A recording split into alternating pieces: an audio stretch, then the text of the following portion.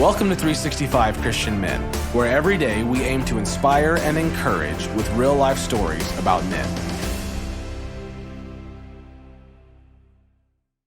January 25th, Jim Shoemaker. Jim is a plumber, a man with a skill. The official line is that plumbers typically work a regular 8 to 10-hour shift, but there are always emergencies and urgencies that make weekend and evening work necessary. Jim is a busy plumber, but he has a skill, and he knows how to use it to serve Christ. Listen to this. When opportunity knocks, step up. Jim was one of 2 plumbers in the area, and as usual, he was swamped with work. But when he heard an elderly couple were hauling water from the church, he decided it was time for a visit. Jim had met the couple. The man had severe chronic obstructive pulmonary disease known as COPD. And his wife had spent her days taking care of him. Their only income was a small disability check.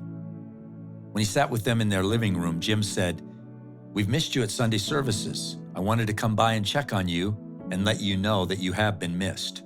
Jim continued, "I couldn't help but see the water jugs on the counter. Are you having water problems?" The man explained that a winter storm had frozen their water pipes. They burst and the water heater element had burned out. The elderly man told Jim that they had hired a plumber to do the work and he promised a good deal on the labor, but he had asked for the money in advance.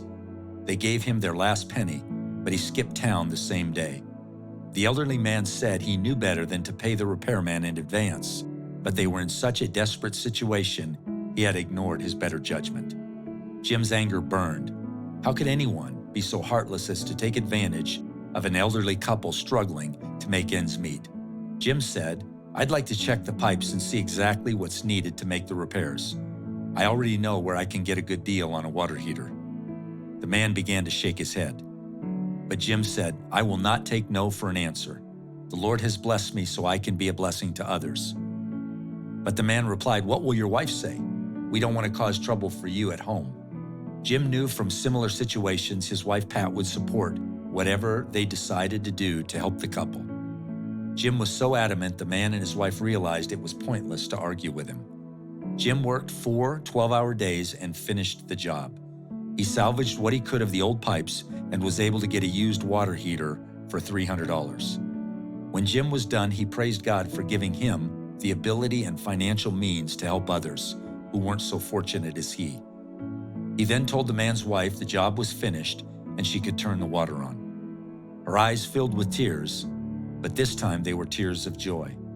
As Jim got into his car to leave, the man hollered, "Brother Jim, we will see you at church this Sunday."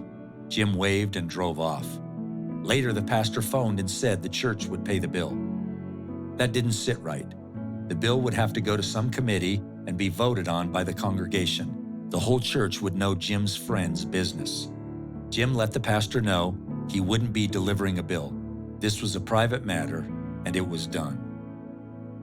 The Bible tells us in 1 John chapter 3, verse 17, "If anyone has material possessions and sees a brother or sister in need, but has no pity on them, how can the love of God be in that person?"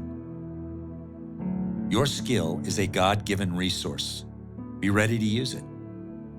When opportunity knocks, step up.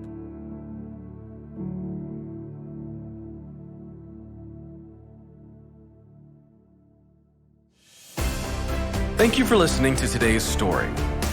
Every day of the year, our hope is to inspire you with real-life stories of faithful men who have gone before us.